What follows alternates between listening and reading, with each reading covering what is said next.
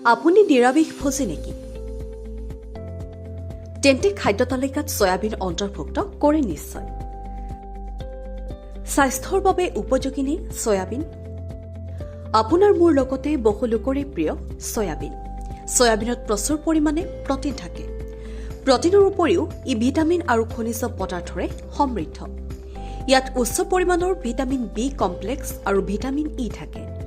শৰীৰ নিৰ্মাণত সহায়ক বুলি প্ৰমাণিত এমিনো এচিডো সয়াবিনত উপলব্ধ।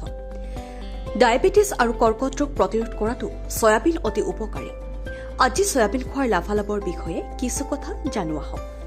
যদি আপোনাৰ কোনো মানসিক ৰোগ আছে তেন্তে আপুনি আপোনাৰ আহাৰত সয়াবিন অন্তৰ্ভুক্ত কৰক। সয়াবিনে মানসিক ভাৰসাম্য ৰক্ষা কৰি মনটো তীক্ষ্ণ কৰি ৰখাত সহায় কৰে। সয়াবিন হৃদৰোগীৰ বাবে অতি উপকাৰী। সেয়েহে আপুনি সঘনাই সয়াবিন খাই হৃদৰোগৰ পৰা বাচি থাকিব পাৰে।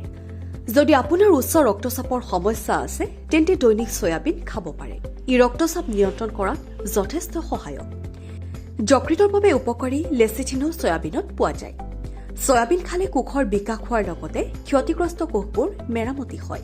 সয়াবিনত চৰ্বিৰ পৰিমাণ বহুত কমকৈ থাকে। প্ৰতি 100 গ্ৰাম সয়াবিনত প্ৰায় 20 গ্ৰামহে চৰ্বি থাকে। সয়াবিন ফাইবাৰ সমৃদ্ধ। সয়াবিনে দেহৰ কলেষ্টৰেল হ্ৰাস কৰাটো সহায় কৰে। সয়াবিনত দাইলতকৈও অধিক প্ৰটিন থাকে। প্ৰতি 100 গ্ৰাম সয়াবিনত 43 গ্ৰাম প্ৰটিন পোৱা যায়।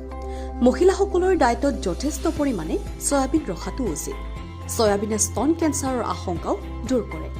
মনত ৰাখিব, সয়াবিন সদায় পানীত কিছু সময় তিয়াই থৈ ভালকৈ ধুই লৈহে ৰান্ধিব লাগে। News desk report, NDTV।